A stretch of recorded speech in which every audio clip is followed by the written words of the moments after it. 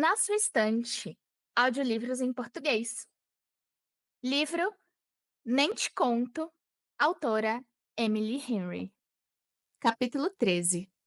Sintoniza a TV em um canal ao vivo na tentativa de não ouvir a conversa.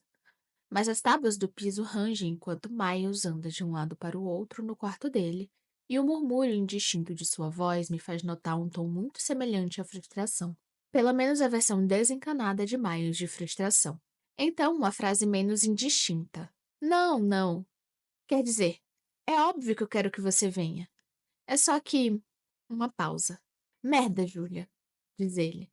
Só me pergunta da próxima vez. Não finge que tá me perguntando se a questão já está decidida.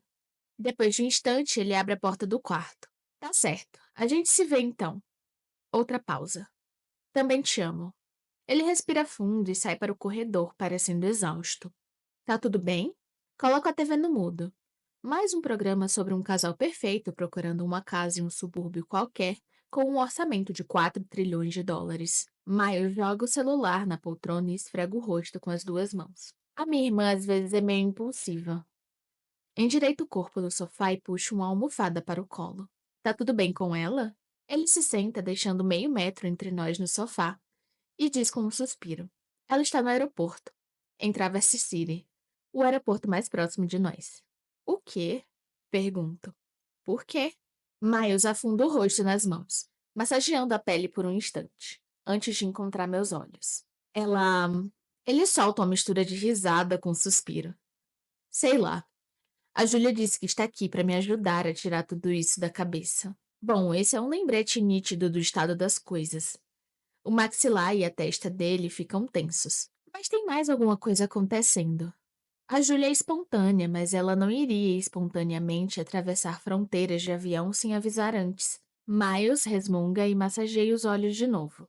Desculpa, isso não é problema seu. É só que ela já está aqui. Então, se não tiver problema pra você, vou pegar a Júlia no aeroporto e trazer pra cá. A gente não precisa deixar ela ficar a semana toda. Ou se você não quiser a minha irmã aqui de jeito nenhum, posso encontrar um hotel para ela. Eu teria conversado com você sobre isso se soubesse. Miles, ei. Pega o braço dele para chamar sua atenção. É claro que ela pode ficar aqui, a menos que você queira que eu diga não, para que você não precise fazer papel de vilão. Nesse caso, é claro que eu não quero que ela fique, cacete. Ele sorri. Ela vai me encher a paciência por causa da barba. Ah, a barba de luto? Implico. A barba de vou morar na floresta e nunca mais volto a amar? Por que sua irmã teria problema com isso? Você vai fingir que gosta da barba? Pergunta Miles. Meu coração se aperta enquanto a sinto. É gostosa a sensação de sermos cúmplices. Mais alguma coisa? Pergunto. Quer que eu finja que o seu bong é meu? Precisa que eu enfie as suas revistas de mulher pelada embaixo da minha cama? Ele joga a cabeça para trás em uma gargalhada. Não tenho revista de mulher pelada. Retruca. E, para sua informação, não tenho bong também. Que tipo de maconheiro não tem um bong? Pergunto. O tipo que, de modo geral, só fuma um baseado quando precisa fazer uma faxina intensa no apartamento, tirar a bolinha de tecido do sofá ou assistir o planeta pré-histórico. Tá bom, mas eu nunca conheci nenhum desse tipo. Comento. Ele aponta com os polegares para si mesmo. Esse cara aqui. Você é mesmo uma pessoa única, né?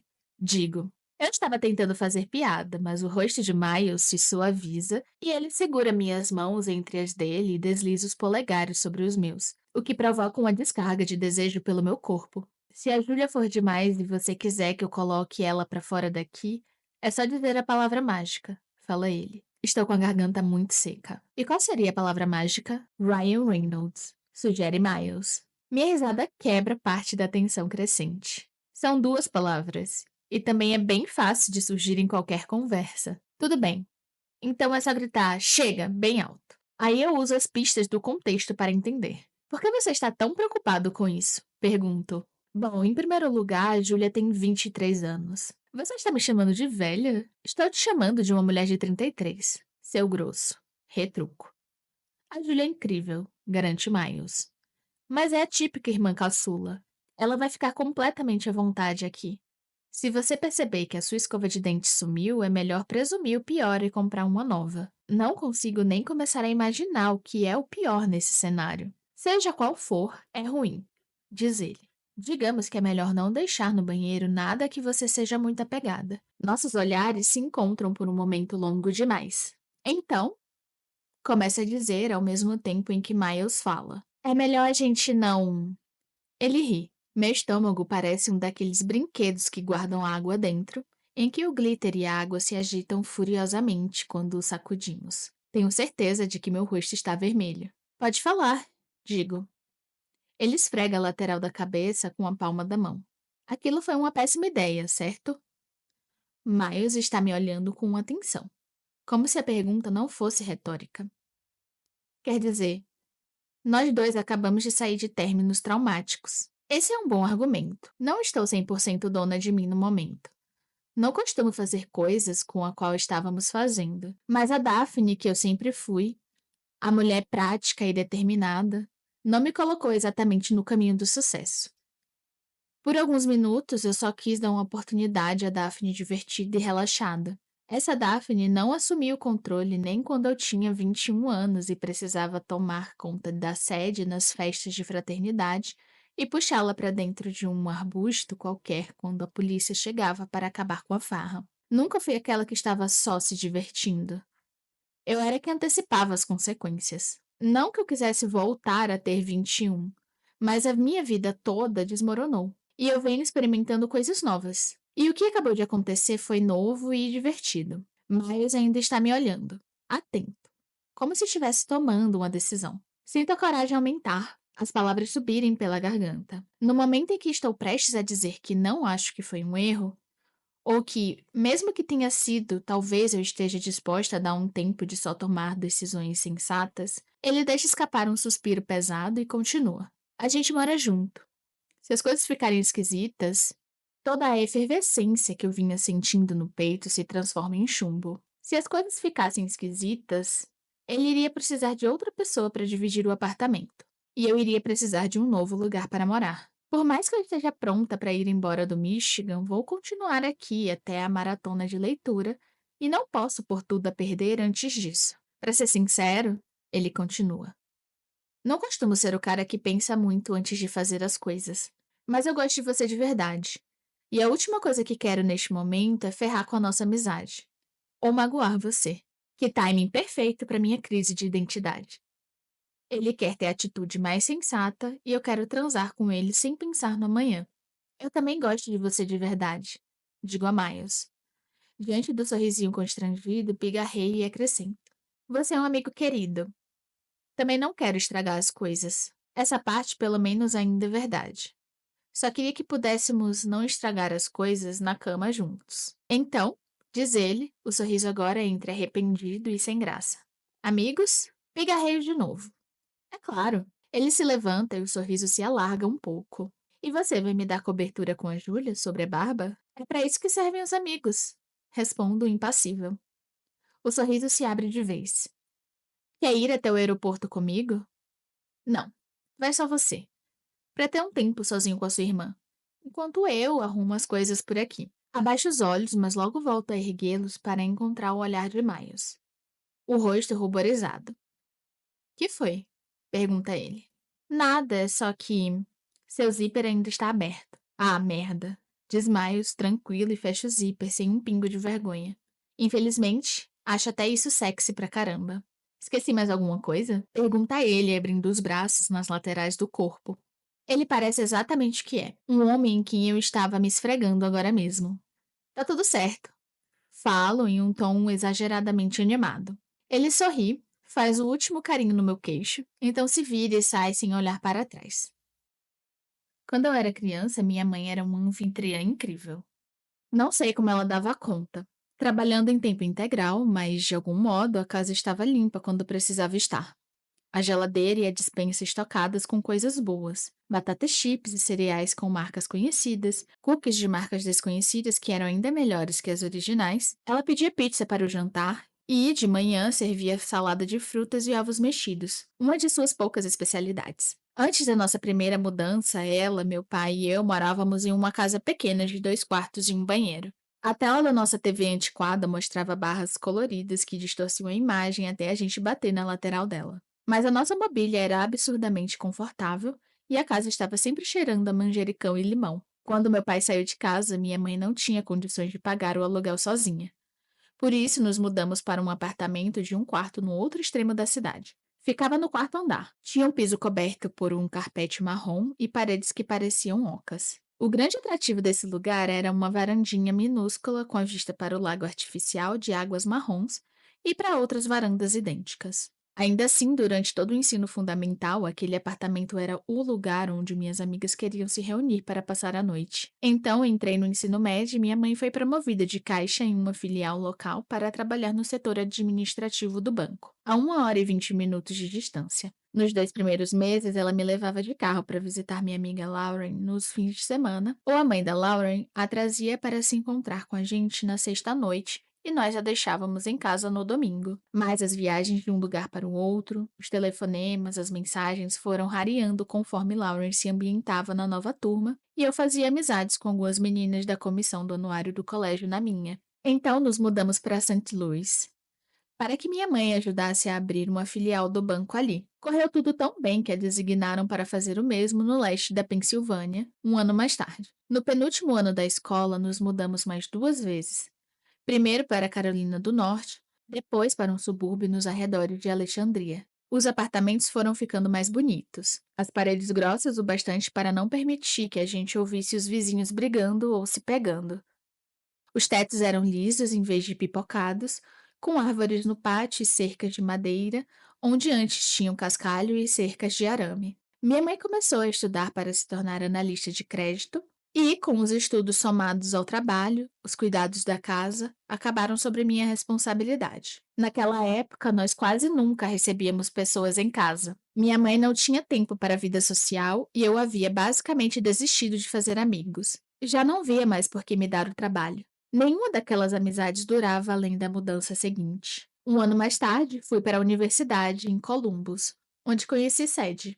Meu coração fica quentinho quando lembro dela naquela época. A pequena e brilhante Sadie. Nós nos sentamos perto uma da outra em uma aula eletiva que era mais um clube de leitura de Jane Austen, com duração de um semestre, no primeiro dia na universidade. O professor pediu para que nos apresentássemos, disséssemos com qual personagem de Austen nos identificávamos e por quê. 90% dos colegas de turma disseram alguma variação de "Eu sou a Lizzie todinha". O único garoto entre nós declarou, muito ousado, que era o Darcy. Duas meninas escolheram Eleanor Dashwood, ou Jane Bennet. Provavelmente fui sincera demais para um joguinho bobo de vamos nos conhecer melhor. Mas, quando chegou a minha vez, falei: "Infelizmente, acho que eu sou a Charlotte Lucas". Ela era a personagem mais prática que consegui pensar, mesmo que esse seu jeito a tenha levado a se casar com o Sr. Collins. Ao meu lado, Sadie caiu na gargalhada. "Não se sinta mal por isso. Acho que eu sou a Lídia". Depois da aula, Sadie me convidou para tomar um café no caminho para sua próxima aula. Eu, sinceramente, não conseguia me imaginar indo até alguém e começando uma conversa. Menos ainda convidando essa pessoa de cara para tomar um café. Tinha tentado fazer isso uma vez no ensino médio. Acho que a resposta da garota foi: por quê? Sadie fazia amizade com quase todo mundo que conhecia. Mas naquele dia tive a sensação de que ela tinha me escolhido, de um jeito que nunca tinha me acontecido. Ela me levou para minha primeira festa de fraternidade.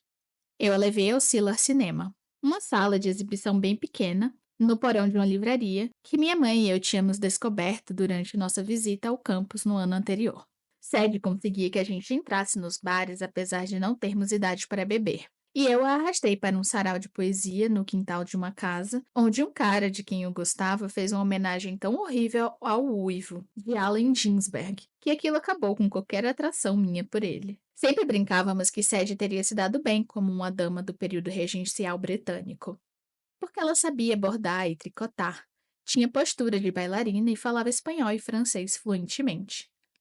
Já eu me daria bem como uma apocalipse, porque era meio briguenta, estava acostumada a viver de macarrão instantâneo e ficaria de boa se passasse dias a fio sem falar com ninguém, desde que tivesse um monte de livros ao meu redor. Durante os 4 anos seguintes, eu raramente precisei fazer meus próprios amigos ou batalhar pelos meus próprios convites. No entanto, sempre que Sadie combinava saídas em grupo ou organizava festas de Halloween, o meu trabalho era incorporar a minha mãe e fazer o papel de anfitriã.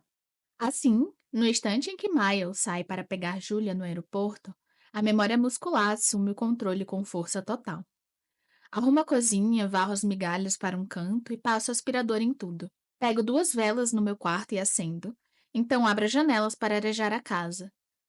Depois de respirar fundo, me preparando emocionalmente, abro o armário do corredor, ignorando o lado direito e seu excesso de toalhas de mesa rendadas, velas votivas e o temido vestido para o meu casamento cancelado, e procuro lençóis de toalhas limpos que empilho em cima do sofá. Passo aspirador embaixo das almofadas.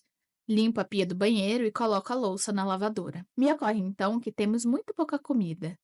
Por isso, pego minha bolsa e as chaves e vou até o mercado mais próximo, com suas luzes fluorescentes e corredores quase vazios. Não posso comprar muitos produtos aqui sem devastar o coração de Miles, com seu amor por banca de produtores rurais. Mas escolho algumas maçãs, brócolis, um pão de forma, um monte de creme de amendoim e mais alguns itens essenciais. Quando estou a caminho do caixa, faço um rápido desvio para pegar 4 escovas de dentes novas, só para garantir. Consigo voltar para casa antes de eles chegarem e estou acabando de colocar as compras quando escuto 2 vozes muito altas vindo pelo corredor e a porta de casa sendo aberta. Vejo Miles primeiro. Oi, diz ele, estacando e sorrindo, como se estivesse agradavelmente surpreso por me ver ali. Como se tivesse esquecido que nós moramos juntos. Não sei bem se isso é um elogio ou um insulto. A irmã dele entra na cozinha logo atrás. Ela é alta, tanto ou talvez até mais alta que Miles e muito magra, com o mesmo nariz arrebitado, dentes perfeitos e o cabelo escuro, embora o cabelo dela esteja cortado em um estilo Chanel curtinho, ondulado e com direito a uma franja. Oi, cumprimenta ela, o tom animado, soltando, na verdade, arremessando, a bolsa de viagem na direção da sala. Você deve ser a colega de apartamento, Daphne, e você deve ser a irmã, Júlia. Digo. O que me denunciou? Ela passa um braço ao redor do pescoço de Miles e cola o rosto ao dele. Nós não somos nada parecidos. Ah, foi um chute. Brinco. Ela se afasta do irmão e passa a mão pelo maxilar. Você precisa tirar esse bicho morto da cara, diz, já a caminho da geladeira. Acho que acabei de ser atacada por pulgas. Julie abre a porta e olha para mim por cima do ombro. Embora não há tempo de pegar Miles me dizendo apenas com um movimento da boca algo como: Eu te disse. Você já viu meu irmão sem barba? Me pergunta ela. É uma graça. Tipo uma versão 15% menos sexy de mim. Não sei, eu meio que gosto da barba dele. Falo. Júlia estreita os olhos para mim. Então endireita o corpo e torce os lábios em uma expressão de mau humor enquanto me avalia, como se fosse um oponente de pôquer particularmente desafiadora. Mas não sou. Sou uma péssima mentirosa. A não ser quando fui possuída por aquele demônio insano e inventei um namorado do nada. De repente, Júlia se vira na direção de Miles e aponta o dedo para o rosto dele. Você mandou ela falar isso, cacete. Grita, o tom vitorioso. Ele afasta a mão da irmã do caminho. Jules fala baixo. O nosso vizinho mal-humorado daqui a pouco começa a gritar com a gente. Confessa, berra ela, afastando a mão dele. Júlia se vira para mim, o rosto animado, mostrando uma versão mais extrema do sorriso iluminado por dentro. Encantado com tudo de Miles. Te dou $20 se você me contar a verdade, Daphne. Daphne. Alerta Miles tentando passar por ela. Julia abre os braços ao lado do corpo, as pernas separadas, em uma postura defensiva para impedir que alguma mensagem seja passada entre nós. Daphne, chama ela, a voz aguda entre gargalhadas enquanto Miles tenta afastá-la do caminho. Me diz a verdade. Eu já disse. Falo, correndo para longe dos dois e me refugiando do outro lado da bancada. Eu gosto da barba do seu irmão. Me apeguei a ela. Daphne. Julia endireita o corpo, as mãos na cintura. Nós duas temos que ser uma dupla aqui. Vocês acabaram de se conhecer. Diz Miles dando a volta na bancada e parando ao meu lado. Nós estamos morando juntos há mais de 2 meses. Tá. Resmunga Júlia e se vira para continuar a examinar a geladeira. Cacete, vocês têm comida mesmo aqui. Tipo, não são só restos. Temos? Pergunta Miles ao mesmo tempo em que eu digo. Temos. Ele se vira para mim. Obrigado. Júlia pega uma água com gás aromatizada com toranja e nos encara enquanto abre. Então, há quanto tempo vocês dois estão juntos? Eu arquejo. O quê? Não estamos, responde Miles, nitidamente constrangido. Julia ergue as sobrancelhas enquanto dá um gole. Então pousa a lata com força na bancada. Se Miles é um labrador, a irmã é mais um pitbull desajeitado que fica trombando nos cantos e esbarrando com a cabeça nas mesas de centro sem querer nem perceber. Gosto dela de cara. Julia inclina a cabeça. Não foi isso que a Petra disse. Você falou com a Petra? Pergunta Miles. Não de um jeito Judas Iscariotes, se apressa a dizer ela. Eu disse poucas e boas para ela em uma mensagem há algumas semanas e não recebi resposta. Aí, na semana passada, ela me mandou uma mensagem do nada para dizer que está feliz por você. Que atenciosa, murmuro. O olhar de Júlia se volta mais uma vez para mim. Tem alguma razão especial para ela achar que vocês dois estão transando? Eu me pergunto se há urticárias visíveis surgindo no meu pescoço. Também me pergunto se fiquei com marcas nos lugares onde Miles me mordeu. Foi culpa minha, digo a Júlia. É uma longa história. Mas o Peter, o meu ex, me ligou e eu sem querer falei. Ela ergue as sobrancelhas enquanto espera que eu continue. É uma expressão típica de Miles Nowak, mas de algum modo parece muito mais intensa nela. Eu menti descaradamente. Completo. Ela me olha por um segundo, então cai na gargalhada, dobrando o corpo e apoiando o rosto nos braços pousados na bancada, enquanto estremece de tanto rir. Quando Julia enfim se afasta do granito, diz: Adorei. Miles dá um sorrisinho sem graça. Essa foi a minha reação também. Julia tamborila com as mãos na bancada por um instante. E aí, vamos encher a cara? Dou risada. A Daphne tem que trabalhar amanhã cedo, avisa Miles. Ela organiza a hora da história na biblioteca aos sábados. Faz todas as vozes dos personagens. Não acho que ele está tentando me deixar com vergonha. Tenho para mim que ele acredita sinceramente que essa é uma informação interessante e talvez até impressionante a ser compartilhada com sua irmã caçula, ultra descolada e confiante. Ah, que legal! A gente precisa ver isso, diz Júlia. Não precisa, digo. O livro de amanhã é O Homem de Queijo Fedorento. Você não vai conseguir me convencer a não ir. Ela se vira na direção de Miles. E você? Vamos tomar todas? Tenho certeza que seria bom para você relaxar um pouco, considerando a. Ela indica a barba dele com um gesto. Miles segura a beira da bancada. Afasta o quadril que tinha encostado ali e endireita as costas com um gemido. Júlia, diz, estou com 36 anos. Se eu beber demais, o corpo cobra caro. Ah, que isso, implico. Da última vez você já estava de pé comprando um sanduíche para o café da manhã, enquanto eu ainda estava tremendo e suando na cama. Ha! Grita Júlia. Te peguei.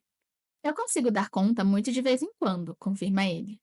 Mas vamos sair no domingo à noite com a nossa amiga Ashley. Fico surpresa por ele se lembrar. Então olho por cima do ombro e vejo que Miles acrescentou isso à agenda. Bem ao lado da seta atravessada na coluna do domingo. Você vai gostar dela, diz Miles à irmã. Então ele franze o senho. Ou vai detestar. Na verdade, não sei bem. O tempo vai dizer, responde Júlia, dando de ombros e tomando mais um gole da água com gás. Vamos pedir pizza? Miles arrisca um olhar para mim, o tom rouco e provocador. Com certeza Daphne iria adorar. Sinto um arrepio percorrer minha espinha enquanto lembro de um sussurro. Adoro os sons que você faz. Que tal outra coisa? Sugiro. Tento pensar na comida menos sexy que consigo lembrar. E me dou conta de que a maior parte das comidas é no mínimo um pouco sexy. Nachos? Digo. Capítulo 14. Sábado, 22 de junho. 56 dias até eu poder ir embora. Infelizmente, Julie estava falando sério sobre a hora da história. Eles se atrasam, é claro, mas pouco. Sinto o cheiro de grama quente de sol e de lenha aromática. E quando ergo os olhos, ali estão os dois. Julia abre caminho através do círculo concêntrico de pais, babás e crianças, enquanto Miles murmura pedidos de desculpa logo atrás. Ele tirou a barba, sem dúvida por causa da implicância da irmã, que animou nossa conversa até tarde da noite, quando por fim aceitou minha 58ª tentativa de ir dormir. Algumas pessoas deixam a barba crescer para esconder ou realçar certos traços do rosto, como quando mudei a risca do meu cabelo aos 19 anos e depois de ver que harmonizava melhor com meu nariz meio torto, Nunca mais penteei o cabelo de outro jeito. No caso de Miles, parece que o que a barba vinha escondendo é que ele é um homem chocantemente bonito, com maçãs do rosto altas e o maxilar tão anguloso que parece capaz de cortar a ponta dos dedos que correrem por ali, ou a língua, enfim, o que for. Que momento cruel para descobrir isso. Logo depois de termos acabado de concordar em não atravessar os limites da amizade platônica, os olhos de Miles encontram os meus e ele torce um lado dos lábios. Essa parte do seu rosto continua suave e brincalhona, mesmo com um novo visual. Tenho a sensação de ter engolido uma espada enfiada em um balão de gás. Mesmo nas melhores circunstâncias, não sou chegada a surpresas. Só que, se tenho que ver de surpresa o homem com quem estava me agarrando a noite passada, preferia que isso não acontecesse. A. Enquanto estou lendo em voz alta. E B. Em um dia em que ele parece mais bonito do que nunca e eu resolvi vir andando para o trabalho e acabei sendo surpreendida por uma garoa que deixou meu cabelo cheio de frizz e meu rímel manchado. Fiz o melhor que pude para me arrumar um pouco quando cheguei. E é claro que foi o momento em que imediatamente parou de chover. Mas optamos por fazer a hora da história dentro da biblioteca, para não correr nenhum risco. E tenho certeza de que a luz que não para de piscar acima da minha cabeça não está me dando um brilho celestial. Quando chego ao fim, Júlia fica de pé e bate palmas com enorme entusiasmo. Todo o restante da plateia aplaude do jeito educado a quem estou acostumada. Depois de um coro de vozinhas finas dizendo obrigada, obrigado, seguindo as instruções dos pais, o público se dispersa e Júlia vem saltitando até mim. O Miles não estava brincando, diz ela. Você manda bem mesmo com as vozes. Dou uma olhada por cima do ombro, para onde o irmão dela parou para ensinar o caminho a uma mãe que tenho quase certeza de que nasceu aqui. Uma mãe jovem, parece que ele estava certo sobre o efeito da barba nas senhoras mais velhas, porque dessa vez não são elas que não tiram os olhos dele. Júlia segue meu olhar e ri. Júlia segue o meu olhar e ri. Ah, olha só. O meu irmão arranjou uma amiga. Que novidade. Ele sempre foi assim? Pergunto. Desde que eu me entendo por gente, sim, responde ela. Só Deus sabe de quem ele puxou isso. Com certeza, não dos cretinos dos nossos pais. Fico chocada com a menção casual aos pais deles. É como finalmente abrir uma caixa que estava trancada e descobrir que havia uma rachadura no fundo o tempo todo. Uma vez no ensino médio, o Miles estava no mercado e esbarrou com a professora que cuidava da banda da escola. Ele acabou ganhando um convite para o casamento dela, me conta Júlia. E ele nem estava na banda. A imagem de um envelope de qualidade, com letras elegantes na frente, surge na minha cabeça. A expressão no rosto de Júlia se suaviza. Merda, desculpa. O Miles me contou sobre o negócio do convite. Tá tudo bem, digo. Ela inclina a cabeça curiosa. Jura? Bem mesmo? Não, respondo. Mas estou tentando reclamar menos. Ela me pega olhando na direção de Miles e dá uma risadinha irônica. Se você está tentando imitar o meu irmão, te desejo sorte. Ninguém consegue reprimir emoções negativas como o Miles. Ele tem prática demais com isso. Como sempre, Miles parece o sol em forma de gente, totalmente envolvido na conversa, interessado naquela estranha, e isso faz meu peito doer. Eu tinha presumido que a disposição solar dele era um traço natural. O que estou dizendo, fala Júlia, é que nós tivemos a mesma criação, e eu não me tornei cronicamente bem. Por isso acho que, sim, de certa forma é um traço natural. Quando eu era criança e o Miles se mudou para a cidade grande, ele passava em casa todo sábado e me levava para tomar café da manhã no McDonald's. Eu ficava o tempo todo tentando irritar ele, porque eu era terrível. Mas nunca consegui tirar o meu irmão do sério. O Miles é o máximo em ignorar coisas ruins. E você? Pergunto. Júlia solta uma risada abafada. Ah, eu convido as coisas ruins a tentarem me irritar. Depois de enfim se desvencilhar da mãe gostosa, Miles se junta a nós. O que eu perdi? Nada, diz Júlia, o tom inocente, enquanto eu digo. A sua irmã quer entrar em uma briga de faca. Eu vou ligar pro Gil, diz Miles. A gente ainda pode conseguir um gatinho para ela. Eu perdi alguma coisa? Pergunta Júlia. Ashley também se junta a nós. É só mais uma das piadas fofas de melhores amigos deles. Ela diz a Júlia. Você deve ser a irmã. Você deve ser a amiga que eu vou amar ou odiar. Retruca Júlia. Os ombros de Ashley se agitam em um breve estremecimento. Intrigante. Acho que vai ser divertido de um jeito ou de outro, fala Julia. Então, que tal a gente ir a Cherry Hill jogar mini pretzels em cima do Miles enquanto ele trabalha?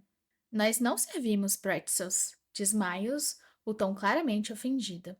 Por mais maravilhoso que pareça esse programa, falo, preciso terminar uns materiais promocionais para a maratona de leitura. E eu estava pensando em adiantar a comida lá de casa hoje à noite. Assim, posso tirar isso da cabeça amanhã. Ashley se interrompe com um arquejo e vira para Miles. Já sei onde devemos ir. Vamos levar essas duas ao barn. Barn no sentido de celeiro? Pergunto. Tipo, daqueles que tem na fazenda? Tipo um bar em um celeiro, responde Miles. Em uma fazenda. Não tem lugar no mundo como um Waining Bay, retruco.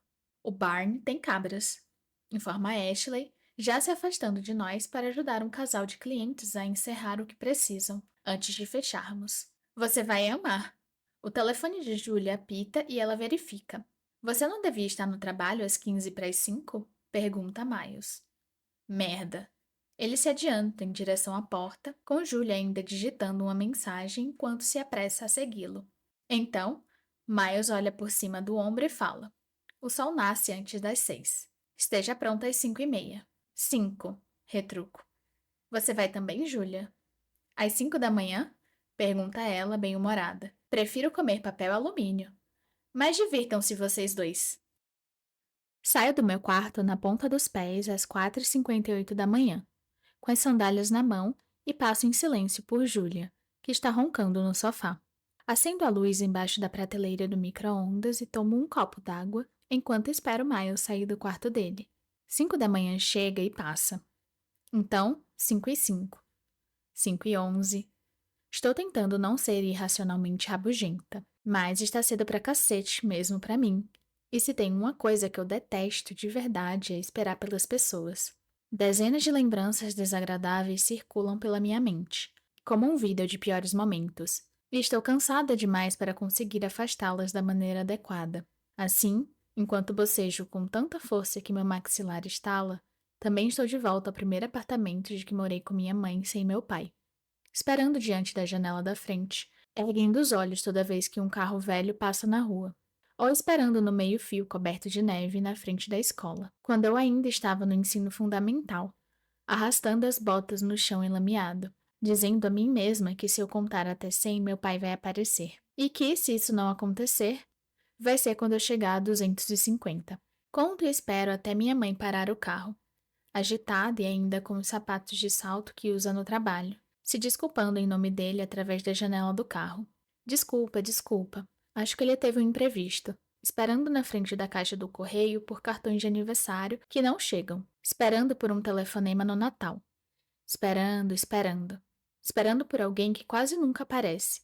Me sentindo pior a cada vez. Até finalmente perceber que essa sensação não vai passar enquanto a espera não acabar. Não podemos forçar uma pessoa a aparecer, mas podemos aprender a lição quando ela não aparece. Confie nas ações das pessoas, não nas palavras delas. Não ame ninguém que não esteja disposto a te amar também. Deixe de lado as pessoas que não são leais a você. Não espere por ninguém que não tenha pressa de chegar até você. Leve em consideração a possibilidade de voltar para a cama e terminar o programa de divulgação da maratona de leitura que se aproxima. Então a porta da frente se abre, deixando entrar um facho de luz vindo do corredor. Oi? Sussurra Miles. E levanta as garrafinhas térmicas que tem na mão. Tá pronta? Desde 5 horas. Ele se inclina para a frente para ver o horário no relógio do forno. Merda. Então me passa uma das garrafas. Saí com 15 minutos de antecedência e não tinha fila, mas acabei me distraindo, conversando com o barista e... Não importa. Desculpa, Daphne. Balanço a cabeça já deixando a rabugice de lado. Afinal, Miles está me fazendo um favor. Tá tudo bem. Calço as sandálias. Vamos!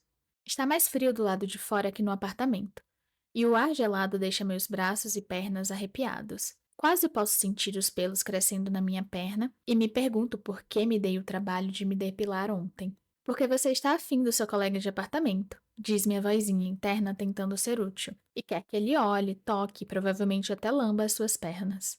Não, debato comigo mesma. É porque eu quero ir trabalhar de saia amanhã, mas não compro meu próprio argumento. Da última vez que usei saia no trabalho, Stanley, mão boba, disse que ia provocar um infarto nele.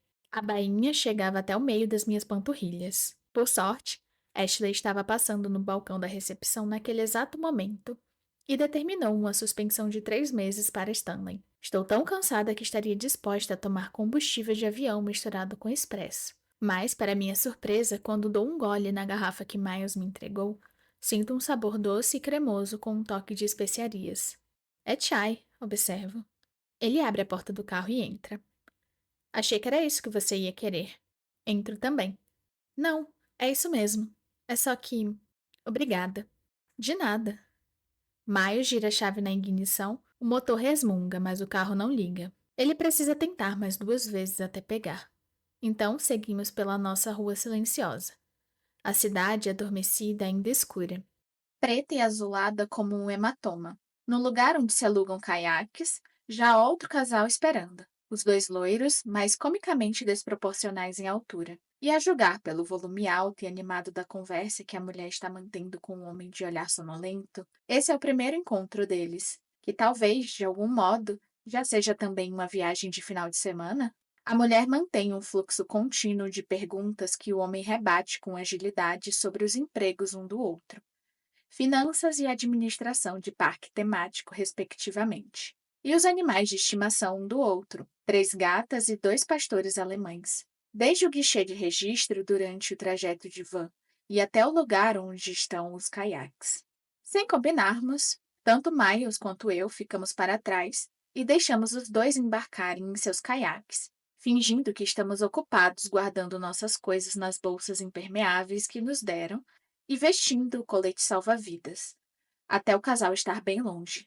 Lembra quando você disse que eu gosto de todo mundo? Me pergunta Miles, enquanto arrastamos um dos nossos caiaques para a água. Sim, não gosto deles. Ele indica com um movimento do queixo as costas dos nossos companheiros de van e se encolhe quando ambos batem rapidamente os remos para frente e para trás. Disfarça um sorriso. Você conhece os dois?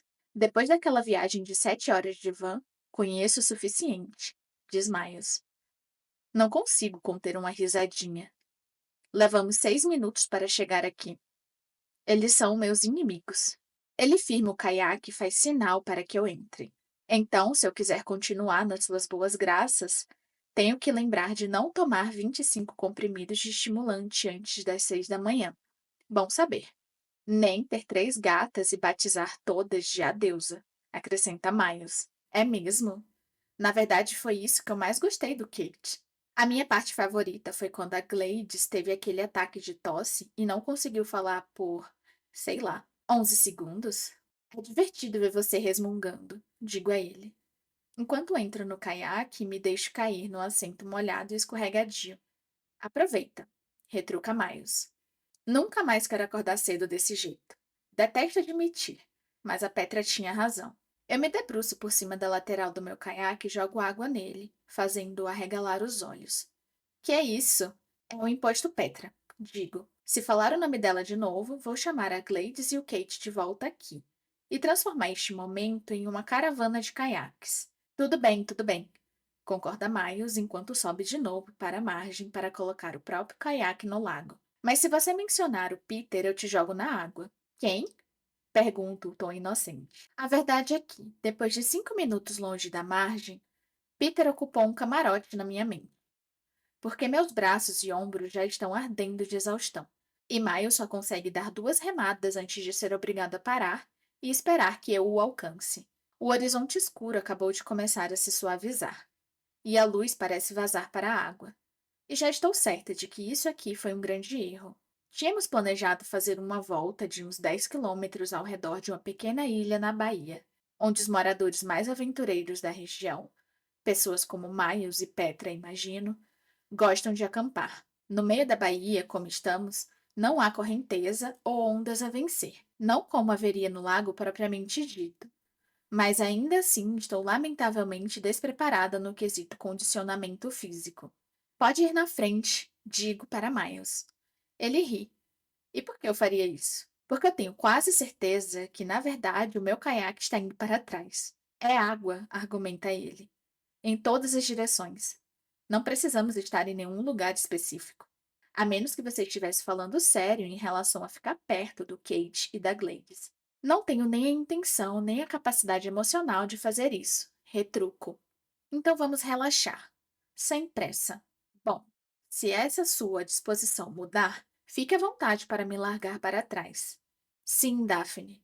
Se alguma coisa mudar e eu precisar escapar de um tubarão de água doce, vou remar como um louco e deixar você morrer sozinha aqui.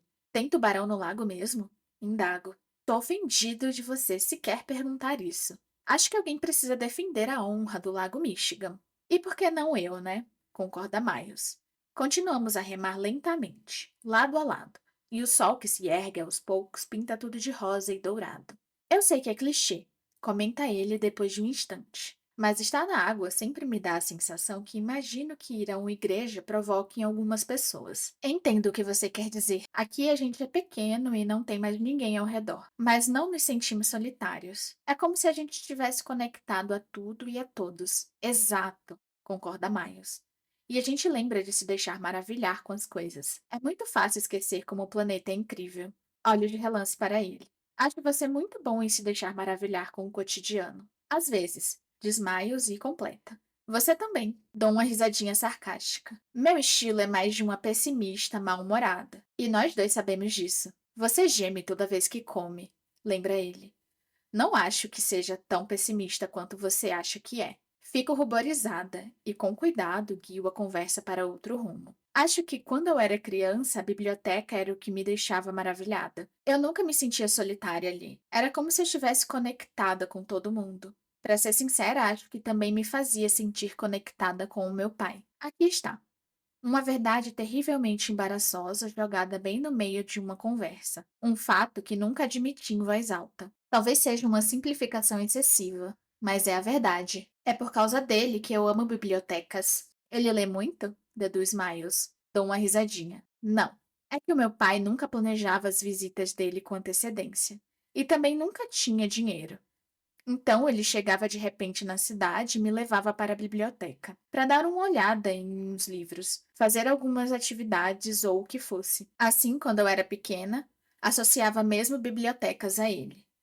Parecia ser o nosso programa. Vocês são próximos? Pergunta ele. De jeito nenhum, respondo. Ele mora há muito tempo na Califórnia e as visitas dele são imprevisíveis. Não aparece quando diz que vai aparecer e aí surge do nada quando não estou esperando. Mas o meu pai era muito divertido quando eu era pequena. E as idas à biblioteca pareciam um presente incrível. Uma coisa especial dele para mim, sabe? Como se meu pai guardasse com ele a chave para tudo o que eu queria ler. A minha mãe nunca tinha tempo de ir à biblioteca pública e eu tinha um certo pavor da bibliotecária da escola. Por isso, quando fiquei um pouco mais velha, simplesmente ia para a biblioteca da cidade depois da aula e minha mãe me pegava lá quando saía do trabalho. Maio sorri. Uma boa bibliotecária faz toda a diferença. Eu me inclino na direção dele. Você está brincando, mas é verdade. Não estou brincando, afirma ele. Se você tivesse sido a minha bibliotecária, eu teria lido muito mais. Porque eu teria te explicado que audiolivro também conta? Pergunto. Só para começar. E eu ia querer te impressionar. Sinto o rosto quente. A Júlia é ótima, comento. Ela é sim, concorda ele. Ela é demais. Vocês sempre se deram bem? Pergunto. No geral, sim, responde Miles. Quer dizer, eu tinha 13 anos quando ela nasceu, então passava muito tempo fora de casa. Mas quando eu estava em casa, ela me seguia como um cachorrinho. Quer dizer, literalmente engatinhando atrás de mim. Sorriu imaginando a cena. Julia bebê de olhos castanhos e cabelo escuro. Disparando atrás de Miles, adolescente, desengonçado, também de olhos castanhos. A Júlia tinha só 5 anos quando eu me mudei, diz ele, mas eu tentava voltar para vê-la o máximo que podia. Ela me contou que vocês saíam juntos todo sábado. Percebo uma careta discreta. Eu só precisava tirar a Júlia daquela casa de vez em quando. E ali estava de novo. Aquela fresta na caixa. Mas é fechada com a mesma rapidez com que se abriu, escondendo o conteúdo ali dentro. Voltamos a remar em silêncio. Sinto o suor se acumular na linha do meu cabelo. escorrer entre as omoplatas e pelas costelas. Você pode falar sobre isso, sabia? Digo a Miles por fim. Sobre o quê? Pergunta ele. Sobre tudo. Seja o que for que te perturbe. Na verdade, eu sou melhor em escutar do que em falar. Você é ótimo em falar, retruca Miles. Mas não tem nada me perturbando. Eu tô bem. Só preciso descobrir do que a Julia está fugindo. Ela disse que está fugindo de alguma coisa? Acabei de conhecer a irmã dele, mas é difícil imaginá-la fugindo de qualquer coisa. Mesmo se a Júlia por acaso esbarrasse naquele urso viciado em cocaína, acho que ela iria reagir e se sair muito bem. Ela insiste em dizer que veio para me dar uma força. Ah, talvez seja isso mesmo. Ele me lança um olhar de quem não está nada convencido. A Júlia nunca me conta quando as coisas não vão bem, mas ela também não é boa em esconder. Miles desvia os olhos na direção da ilha e afasta o assunto. Vou descobrir, tá tudo bem. Quando ele volta a olhar para mim, está sorrindo, parecendo despreocupado, embora desta vez eu não me deixe convencer. Você tá bem para continuar ou quer voltar? Pergunta Miles, encerrando o assunto Júlia. Faça a vontade dele. Eu tô bem. Quando o sol está alto bastante para a água cintilar com o seu verde cristalino, Miles para de remar e tira o moletom e a camiseta em um único movimento, deixando os dois no colo. Insisto por 20 minutos até não conseguir mais aguentar o jeito como a regata se cola ao meu corpo. Então cedo, tiro a blusa e fico só de maiô. É lindo, comenta Miles.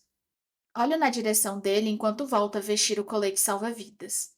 Os olhos de Miles estão virados na direção da ilha arborizada, com o pouco que resta da neblina da manhã ainda sobre as águas. O caiaque dele encostado no meu.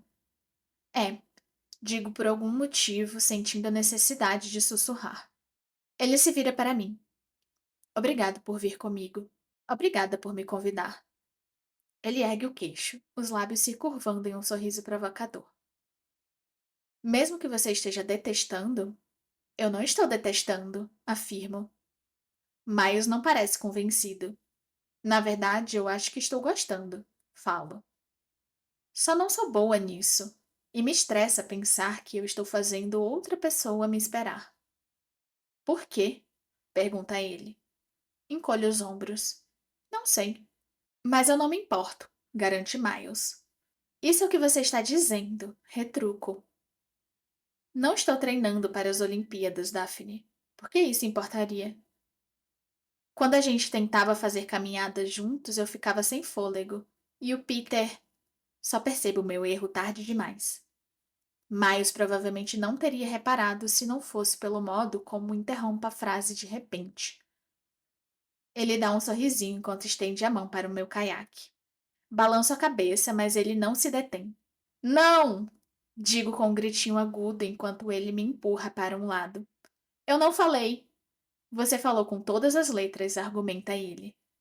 É outro Peter, grito, rindo enquanto lutamos por um instante. É outro Peter. Você devia ter chamado ele de Pete, então. Ele empurra meu caiaque outra vez, com mais força agora, e eu caio na água fria.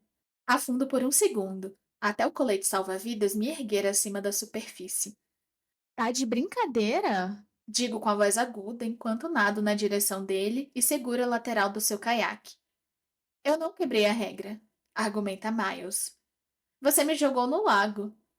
Falo tentando virá-lo também, mas sem sucesso. O que é muito pior. Tá bom, cede ele. Vou entrar.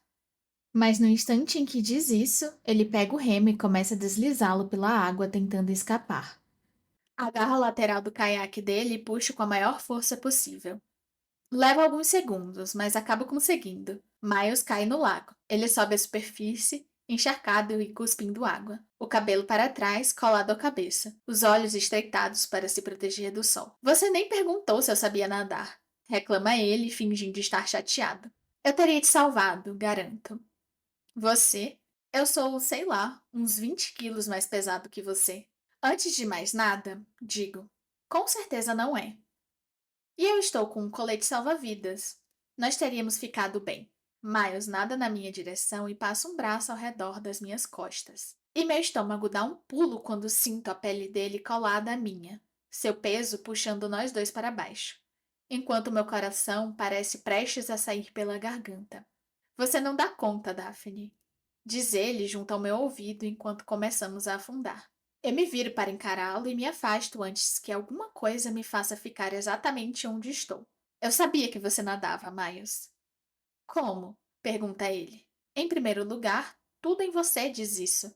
Em segundo lugar, eu vi fotos. Quando você e a Ashley estavam bisbilhotando, provoca ele. Sim, quando a gente estava bisbilhotando, admito. Ele assente enquanto se desloca de um lado para o outro na minha frente. Foi o que eu pensei. Você nunca bisbilhotou meu quarto? Pergunto. Não, responde Miles. Eu encaro até ele começar a rir e virar na direção da ilha, para logo voltar a encontrar meu olhar. Tá bom, umas 2 vezes. Acho que você deixou a porta aberta. Eu dei uma espiadinha, mas não fiquei revirando as suas gavetas. Espera um pouquinho, protesto. Eu não revirei as suas gavetas. Não que precisasse fazer isso, já que estavam todas abertas. Você olhou dentro delas. Ele nada mais para perto de mim. Não olhei. No caso de você estar em dúvida, diz Miles. As suas gavetas não estavam abertas nesses dias em que eu espiei pela porta. Eu não estava em dúvida. Seu quarto estava imaculado, continua ele. Nenhuma única pista de quem você é. Muito tedioso da minha parte. Misteriosa, contrapõe ele. Como um quebra-cabeça. Ou uma bandeja de talheres extremamente organizada. É minha vez de contrapor.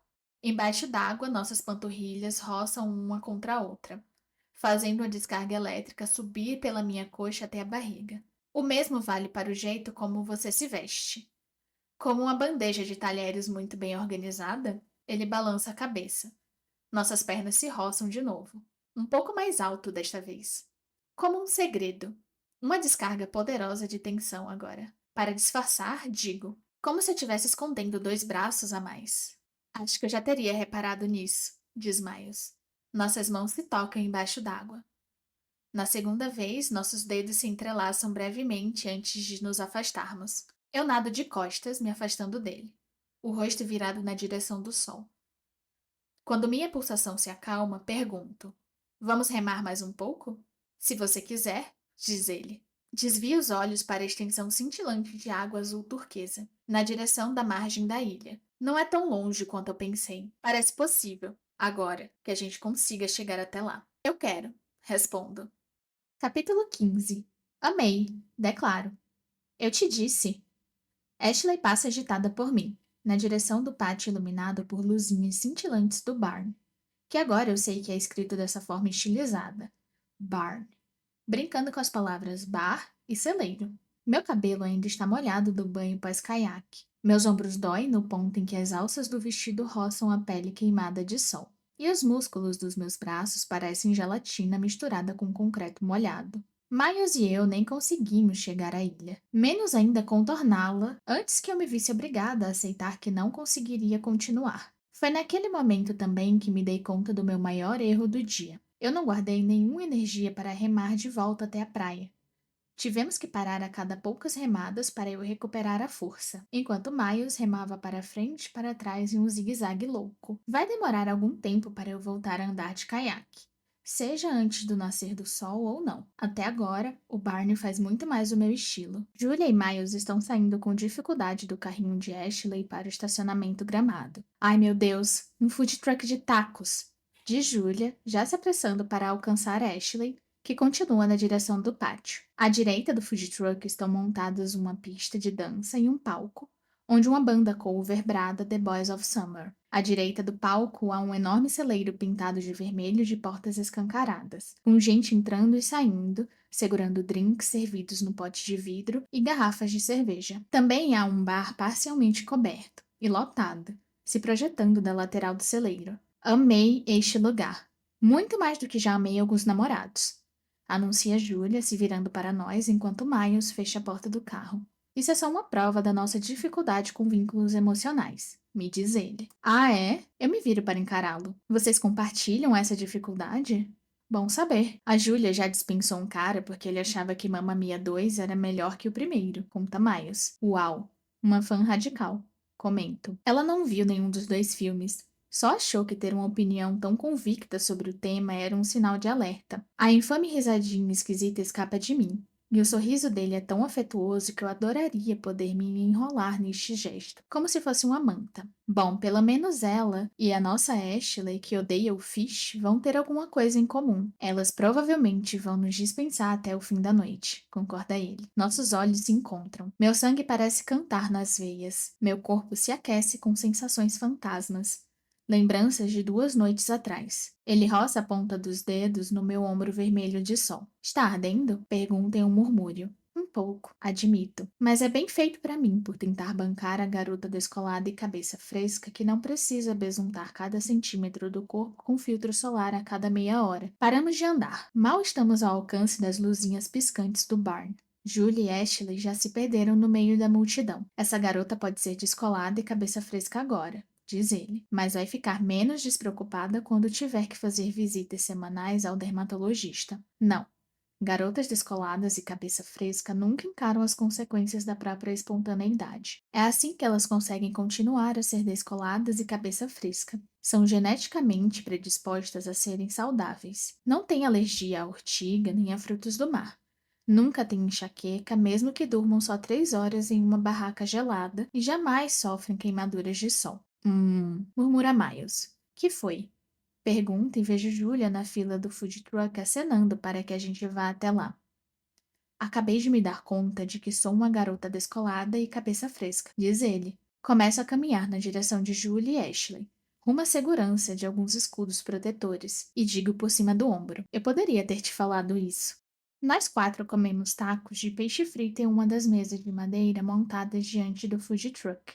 Pedimos bourbon e chá gelado no bar ao ar livre e enfiamos brevemente a cabeça dentro do celeiro antes de decidir que está cheio demais. Damos a volta pelos fundos do celeiro até o cercado das cabras, onde uma delas está roçando o focinho contra a cerca, enquanto as outras estão confinadas em uma área coberta inacessível aos clientes do bar. Fazemos carinho na cabeça da cabra solitária por um tempo. Então, limpamos as mãos usando a quantidade generosa do desinfetante disponibilizado no lugar, antes de voltar para a pista de dança montada em cima do gramado. A banda continua tocando covers de sucessos country de várias décadas. E dançamos até meu cabelo estar seco e logo molhado de novo, agora de suor. Em certo momento, Miles sai para pegar mais cerveja para os 3 e uma cidra para mim, e volta usando um punhado de colares cintilantes, com uma mancha de batom rosa no rosto. É claro!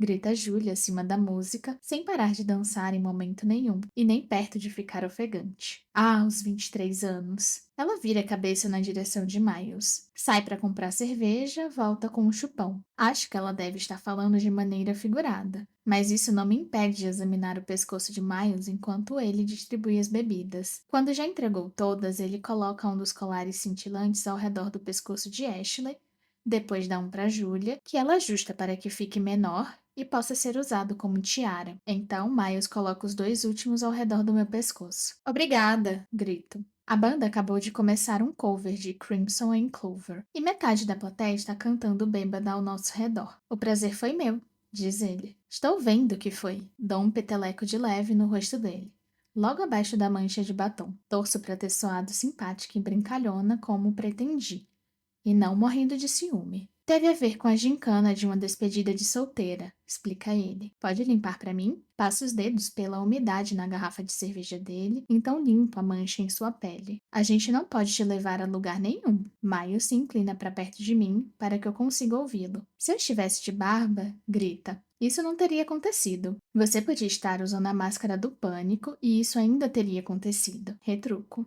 Ele vira para mim, a boca quase tocando minha orelha. Os aromas picantes de gengibre fermentado da cerveja chegando ao fundo do meu nariz.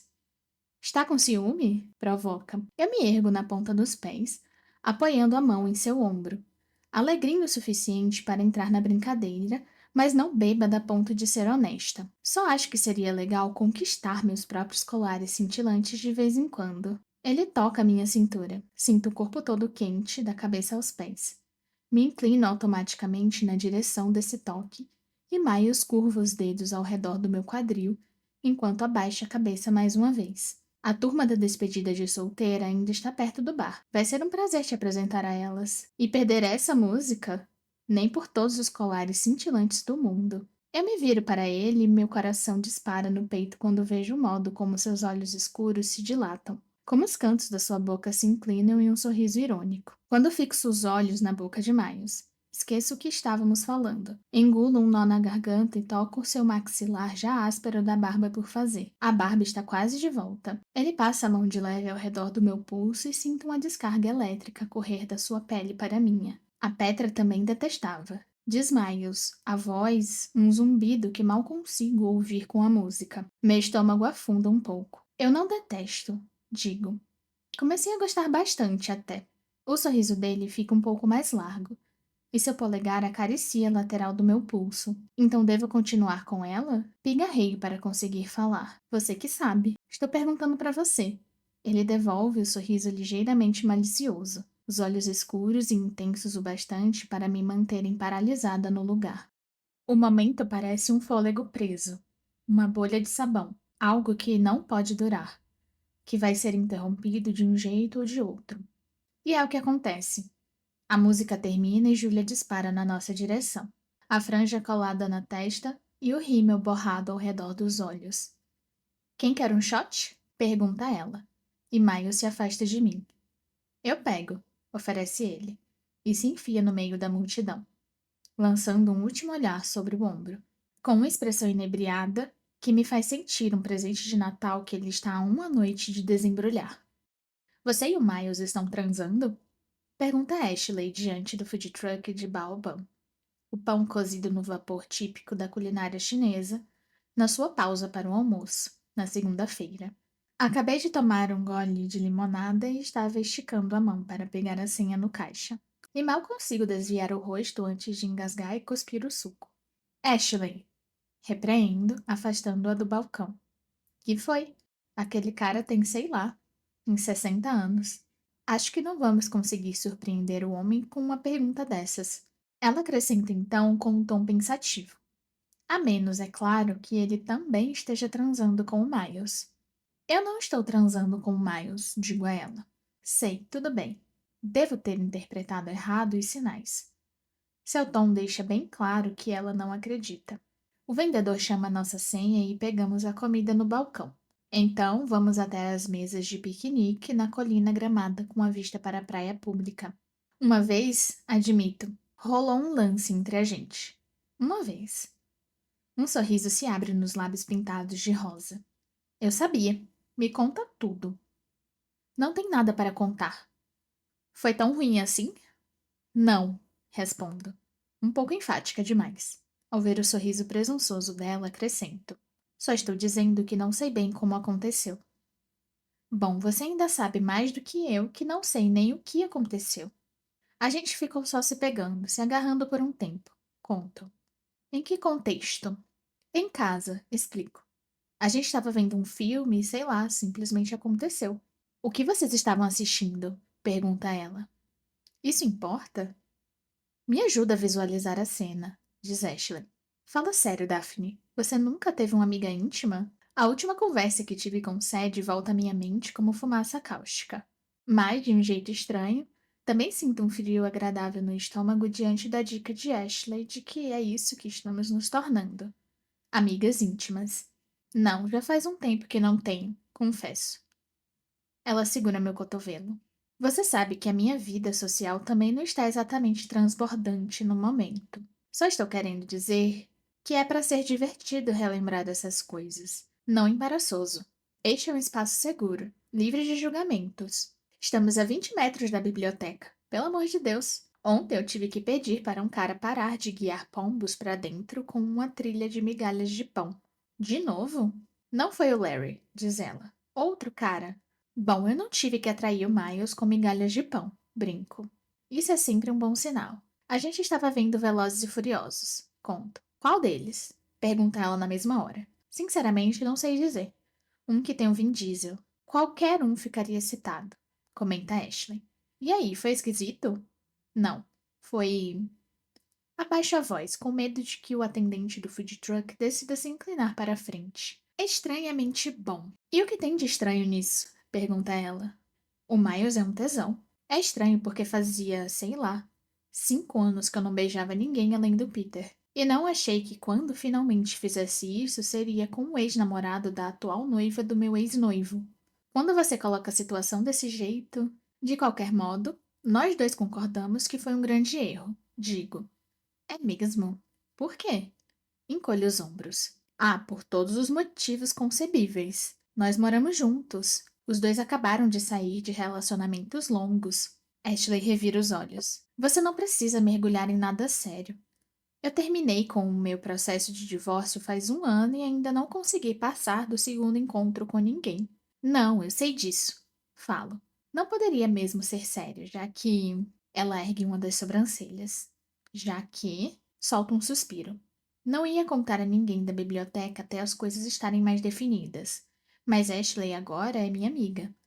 Eu devo isso a ela. Estou procurando outro emprego. Ela fica me encarando, como se não entendesse.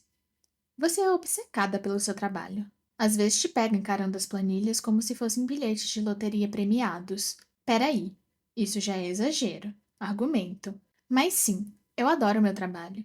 Foi a cidade que não me conquistou tanto. Quer dizer, eu gosto dela como cidade, mas só me mudei pra cá por causa do Peter.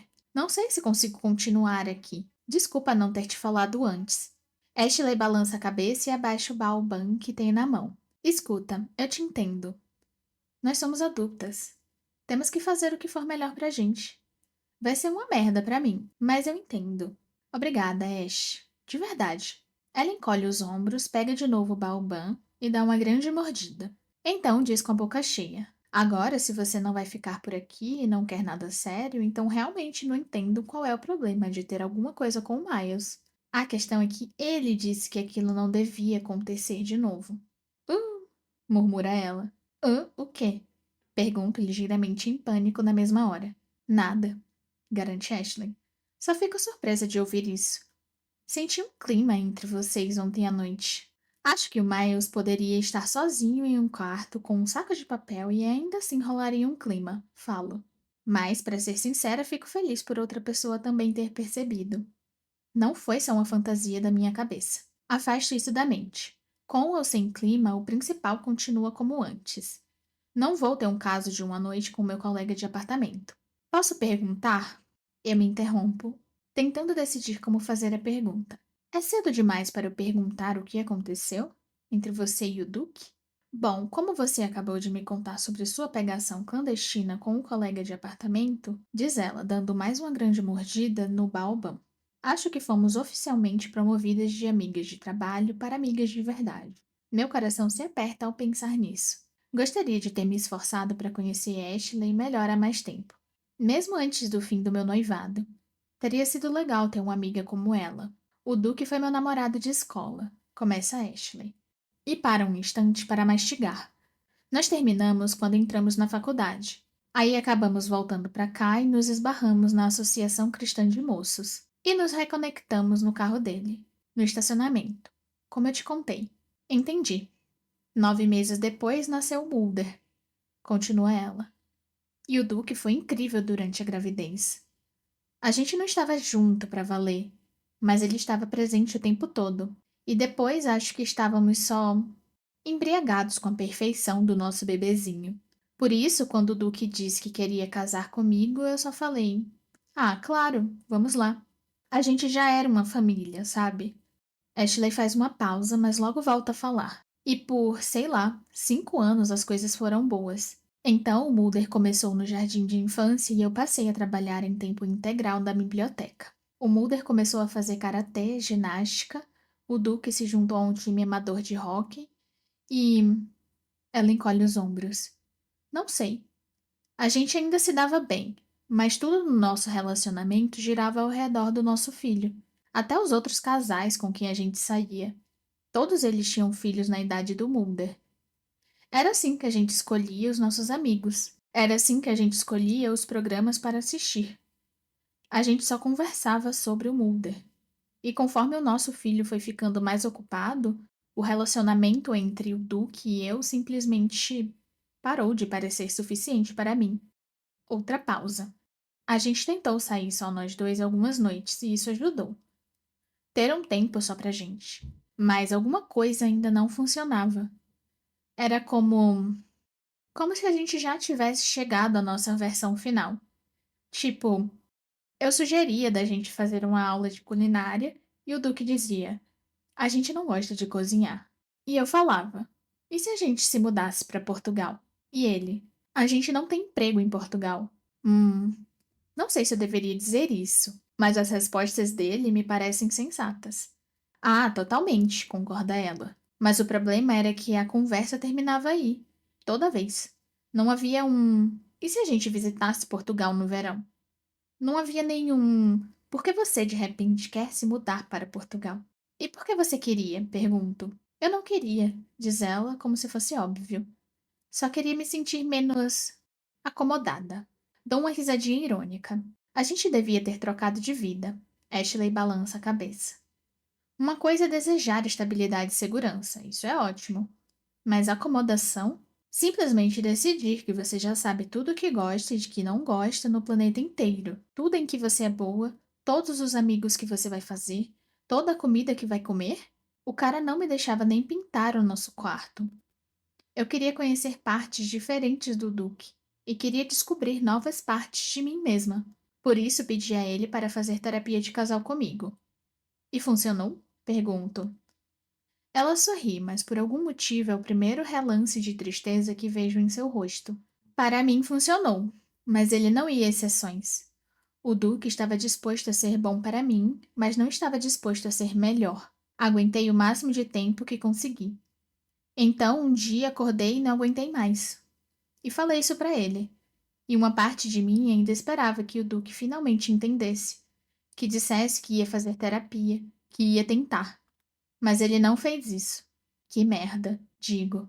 Sinto tanto, Ashley. Ela encolhe os ombros, agora de um jeito blasé. Às vezes é uma merda, mas foi escolha minha. Acho que muitos amigos meus pensaram que eu estava sendo um idiota egoísta, desistindo de um casamento relativamente bom pela esperança de conseguir alguma coisa boa de verdade. Mas como posso ensinar o meu filho a não se contentar com pouco, se eu não estiver disposta a lutar para ter a vida que eu quero? Tentei com todas as forças amar a vida que eu tinha. E se o Duque também tivesse tentado, eu teria ficado. Mas ele é um desses caras que não acreditam em compartilhar as coisas dele com um estranho. Então terapia estava fora de questão. Ashley para de falar por algum tempo. Ele não queria nem que eu conversasse com os nossos amigos a respeito. Por isso, quando a gente se separou, pareceu que tinha sido do nada. Todo mundo ficou do lado dele e, sinceramente, até os que não ficaram pararam de me convidar para qualquer coisa. Acho que é constrangedor ter uma única pessoa solteira em uma sala cheia de casais. Sinto um peso no peito. Lembro da minha última conversa com o Sed. Vocês dois são importantes demais para a gente. Doeu ser colocada no mesmo nível que ele.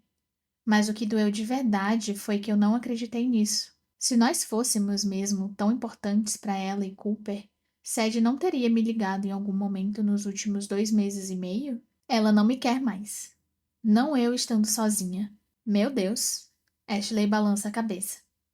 Talvez seja por isso que eu estou sempre atrás de uma boa fofoca. Eu nunca senti que podia contar a alguém o que estava acontecendo com a gente.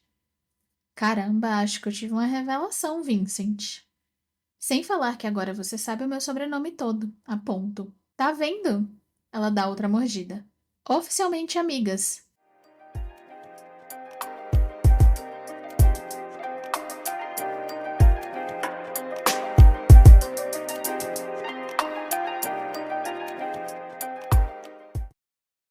Na sua estante, audiolivros em português. Narração de Natália Vilas Boas. Se está gostando desse livro, já deixa seu like e compartilha o canal com seus amigos. O link já está aqui na descrição. Novos capítulos todo sábado. Até breve!